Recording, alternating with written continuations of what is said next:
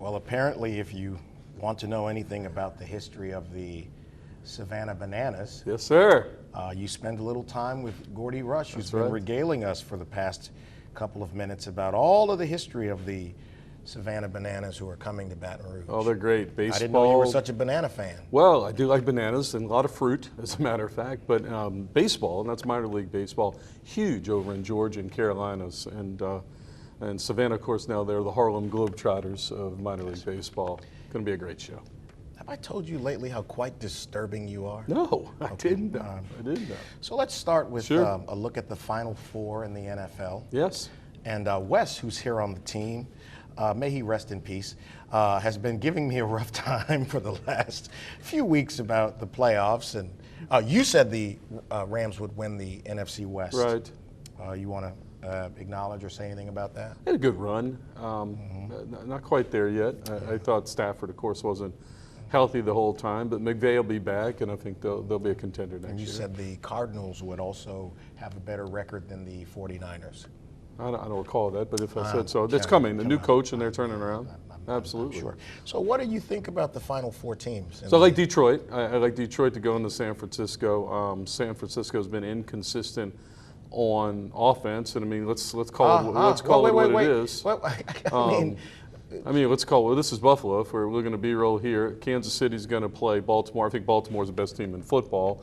And I do not disagree with that. Yeah, I mean, they're physical up front, running the football, and they have the best defense left. I think San Fran's probably the second best defense behind them.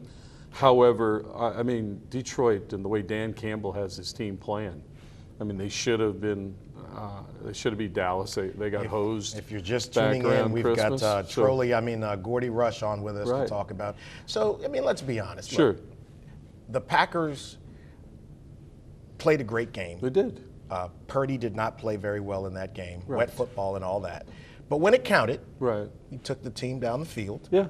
And they scored a touchdown to win the game. It was Green Bay. Keep in mind, we went down all the way to the last week of the season between Green Bay and the New Orleans Saints. I bet that's not what you were saying 2 weeks ago. The last spot. I mean, look, I think Purdy disappeared in that Monday night game, I believe it was, against the Monday night game when they played Baltimore. I just don't think he's up to the task. He had a bad game. Right.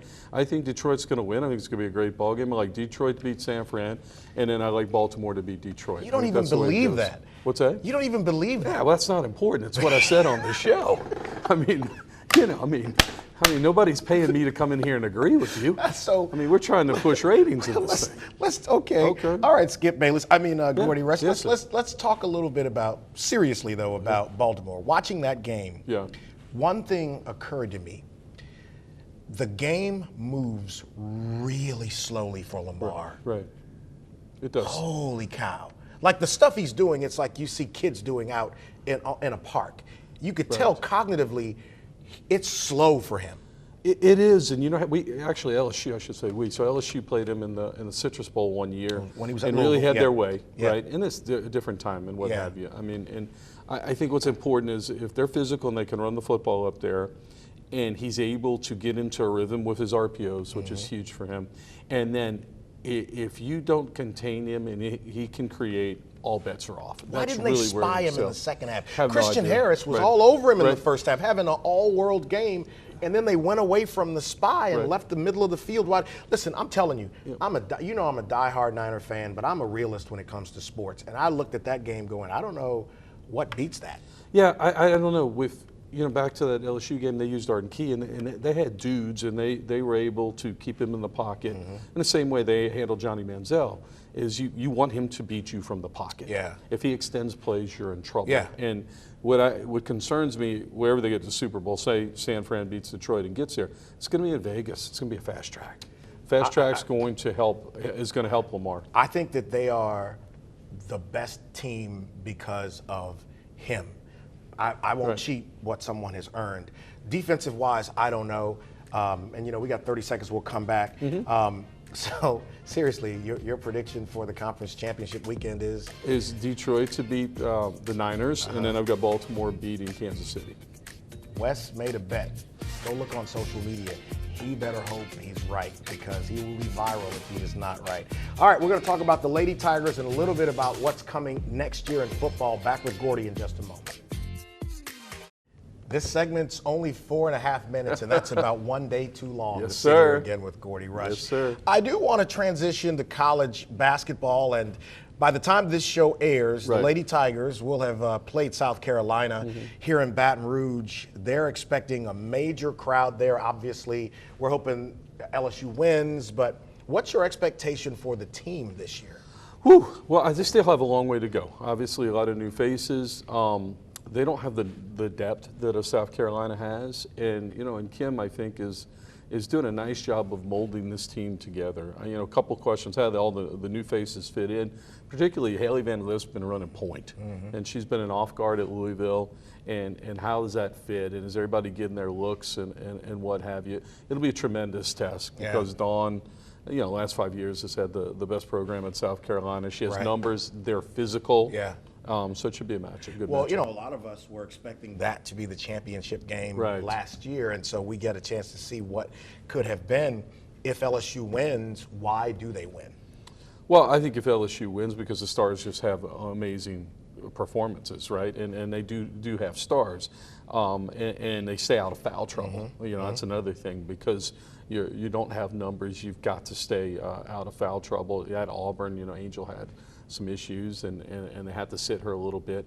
You got to keep your people on the floor with that.